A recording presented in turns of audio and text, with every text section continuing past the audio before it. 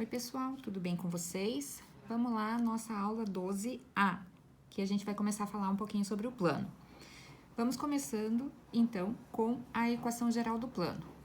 Então, a princípio, seja o ponto A com coordenadas x1, y1, z1 e um ponto pertencente ao plano π. E N com coordenadas A, B e C, N diferente do vetor nulo, um vetor normal, ou seja, ortogonal a esse plano. Como N é ortogonal ao plano π, N é ortogonal a todo vetor representado pertencente a π, nesse plano π. Então, um ponto P com coordenadas x, y, z pertence ao plano π, se e somente se o vetor AP é ortogonal a N. Qual é a condição para o vetor ser ortogonal? É o produto escalar ser igual a zero. Então, entre o vetor N, um vetor normal, e um vetor AP pertencente ao plano π. E AP nós podemos escrever como P menos A. Então, essa multiplicação vai ser quem? Vai ser o vetor N com coordenadas A, B e C, que multiplica P menos A. Então, vai ser um ponto P, x, y, z, menos o nosso ponto A, x1, y1, z1, que está aqui, x menos x1, y menos y1 e z menos z1 igual a zero. Então, essa multiplicação vai ser quem? Vai ser cada um coordenada a coordenada e somados. A que multiplica x menos 1, mais B que multiplica y menos y1, mais C que multiplica z menos z1. Na distributiva, o que vai acontecer? Então, eu vou ter as coordenadas x, y, z, com os seus respectivos A, B e C, menos o A que multiplica x1, o B que multiplica y1 e o C que multiplica z1. Então, observando que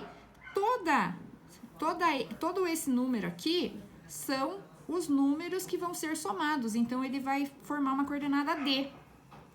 E representa toda a equação geral do plano, onde eu tenho AX mais BY mais CZ mais D igual a zero. Algumas observações aí. Temos 3 observações. Então, a primeira me diz o seguinte, que assim como o vetor normal N com coordenadas A, B e C é um vetor normal a π, qualquer vetor K vezes N, ou seja, uma combinação linear, é normal a esse plano π também. Letra B. Os 3 coeficientes A, B e C da equação representam as componentes de um vetor normal ao plano π.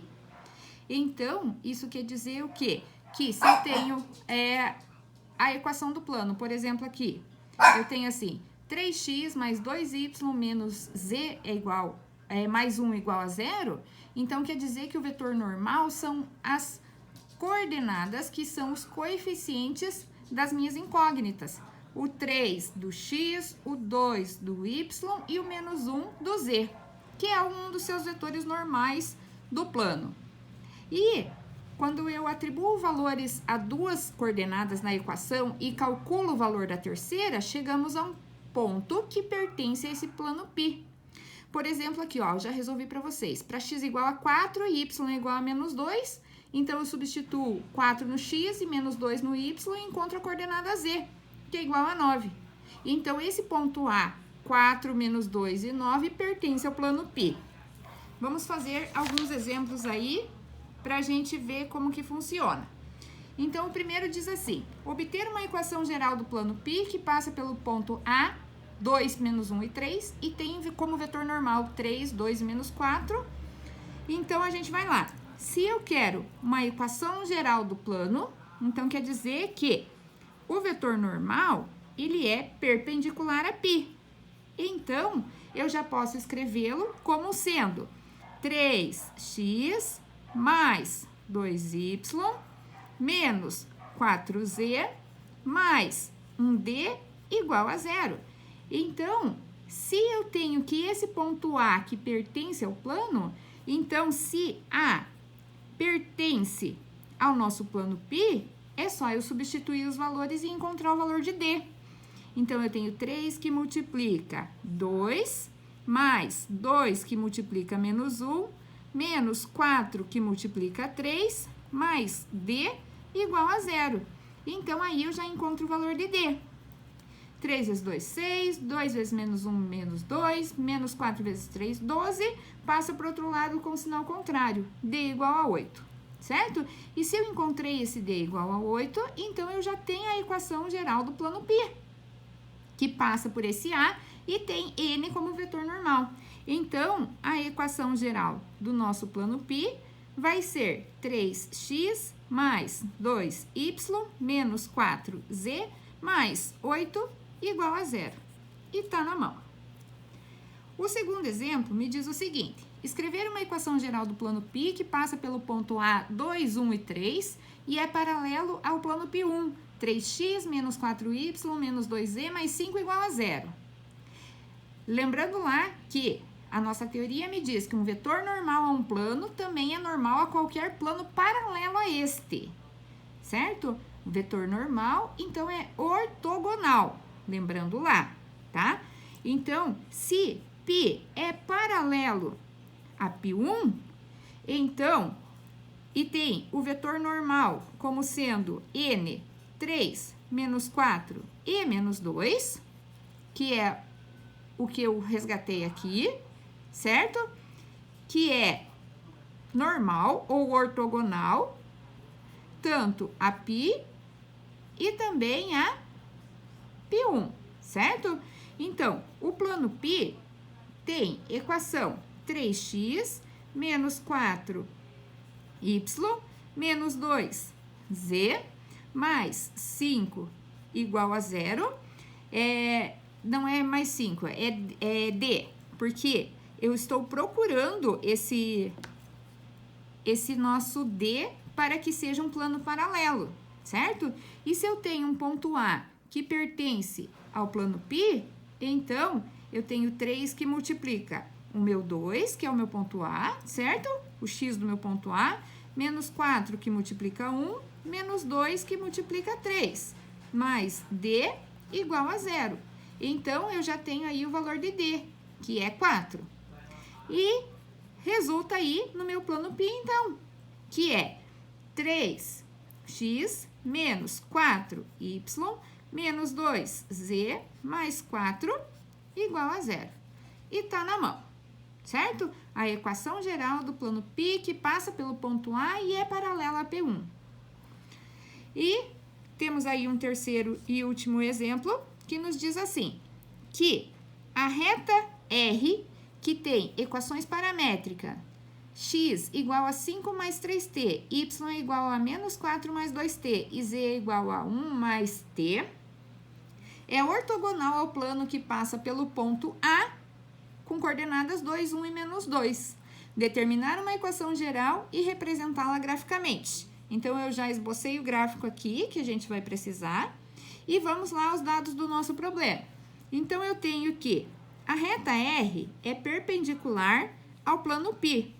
Então, eu tenho o meu vetor normal, que é 3, 2 e 1. Tranquilo até aí? 3, 2 e 1 saiu aqui do vetor normal. Tudo bem? Daí, continuando, então eu tenho o meu plano π, que eu vou encontrar o meu D. Então, vai ser 3x mais 2y mais z mais d igual a 0. E se A pertence ao meu plano π, então quer dizer que o meu plano π vai ser 3 que multiplica 2, mais 2 que multiplica 1, menos 2 que multiplica menos 2, mais d igual a 0. E que resulta no meu d igual a menos 6. Então, quer dizer que o meu plano π vai ser 3x mais 2y mais z menos 6 igual a 0. Encontrei aí o meu plano π. Agora, eu vou esboçar o meu gráfico. Para eu esboçar o meu gráfico, eu vou atribuir o valor de duas incógnitas e encontrar o da terceira. Então, eu vou encontrar aí o meu ponto A1, que vai ser y igual a 0 e z igual a 0. Eu atribuí, tá? Para ver a interseção do plano nos eixos. Então, se y igual a 0 e z igual a 0, x é igual a 2. Tranquilo até aí? Daí, o ponto A2 vai ser quem? Deixa eu finalizar aqui. Quem que é esse nosso A1, então?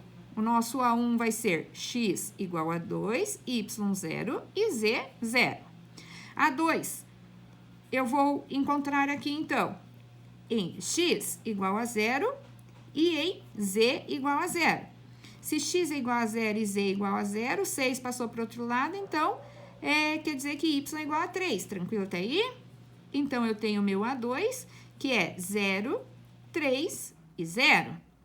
E o meu ponto A3 vai ser x igual a 0, y igual a 0, e o meu z vai ser igual. Se x igual a 0 e y igual a 0, z vai ser 6. Então, o meu ponto A3 vai ser 0, 0 e 6. Então, esboçando isso graficamente, eu tenho o seguinte. Aqui, o meu ponto A1 é 2 de x. Tá aqui, 0 de y e 0 de z. Então, eu tenho aqui o meu ponto A1. Daí, o meu ponto A2 é 3 de y. Então, 1, 2, 3 de y. Então, eu tenho aqui o meu A2. E 6 de z, 1, 2, 3, 4, 5, 6. Aqui eu tenho o meu A3. E esse plano vai ser quem, então? Vai ser o plano que corta os nossos eixos coordenados nesses pontos A1, A2 e A3. Então, tá aqui na mão os nossos 3 pontinhos que formam o nosso plano que não passa pela origem, certo? Continuaremos agora na nossa aula 12B. Um beijo a todos!